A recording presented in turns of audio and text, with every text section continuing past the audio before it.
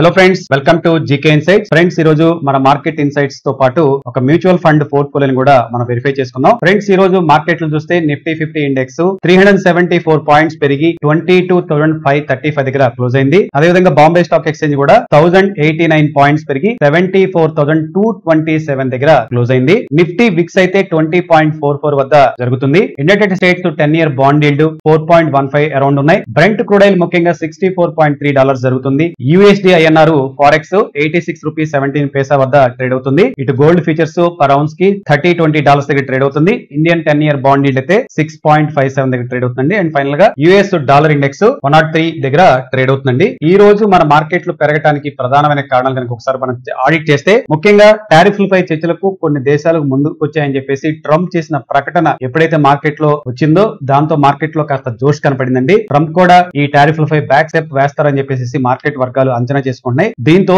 Trade war heat తగ్గుతుందని చెప్పేసి అంచనా వేస్తున్నారు. దీంతో సెంటిమెంట్ కాస్త బలపడిందని చెప్పుకోవచ్చు. అదేవిధంగా చైనా, వియత్నాం వంటి దేశాలతో పోలిస్తే మన దేశానికి కలిగే నష్టం తక్కువగా ఉంటుందని చెప్పేసి మార్కెట్ వర్గాలు అనుకుంటున్నాయండి. ఇటు చెప్పుకున్నాం కదా, బ్రెంట్ క్రూడ్ ఆయిల్ ధరలు తగ్గడం కూడా మార్కెట్ కి కలిసి వచ్చింది. బాండ్ yields స్టేబుల్ గా ఉండడం కూడా మార్కెట్ కి కలిసి వచ్చింది. ముఖ్యంగా ఆర్బీఐ మానిటరీ పాలసీ సమావేశాలు మండే స్టార్ట్ అయినాయండి. రేపు ఏప్రిల్ 9th ఫైనల్ అవుట్కమ్ వస్తుంది. 25 బేసిస్ పాయింట్స్ తగ్గిస్తారని చెప్పేసి మార్కెట్ లో అనుకుంటున్నారు. మధ్యాహ్నం యూరోపియన్ మార్కెట్స్ కూడా పాజిటివ్ గా ట్రేడ్ అవుతుందో మన మార్కెట్లు పెరగడానికి కారణమే చెప్పుకోవచ్చండి. ఫ్రెండ్స్, ఓవరాల్ గా మార్కెట్ లో స్టాక్ స్పెసిఫిక్ యాక్షన్ అయితే జరుగుతుందండి. ఈ టైంలో మనం ముఖ్యంగా ఫోకస్ చేయాల్సింది ఎటువంటి స్టాక్స్ ను కొనుక్కోవాలి, ముఖ్యంగా లార్జ్ క్యాప్ మీద ఎక్కువ మనం ఫోకస్ చేయాల్సిన అవసరం ఉందండి. ఫ్రెండ్స్, ఎవరైనా సరే కొత్త పోర్ట్ఫోలియో బిల్డ్ చేసుకుంటారంటే కనుక నేను జస్ట్ చిన్న మీకు ఒక ఐడియా ఇస్తాను. ఈ ఐడియాను బేస్ చేసుకుని మీ సొంతంగా అనాలిసిస్ చేసుకుని ముందుకెళ్ళగలరు. ఇది పరాగ్ ఫారెక్ ఫ్లెక్సీ క్యాప్ ఫండ్ అండి. ఇది ఒక మ్యూచువల్ ఫండ్. కరెంట్ మార్కెట్ లో ఇప్పుడు NAV 75 రూపీస్ 43 పైసా దగ్గర జరుగుతుంది. దీని యొక్క ఫండ్ మేనేజర్స్ 4 మెంబర్స్ ఉన్నారండి. రాజీవ్ టక్కర్ గారు, రౌనక్ కాన్కర్, రాజ్ మెహతా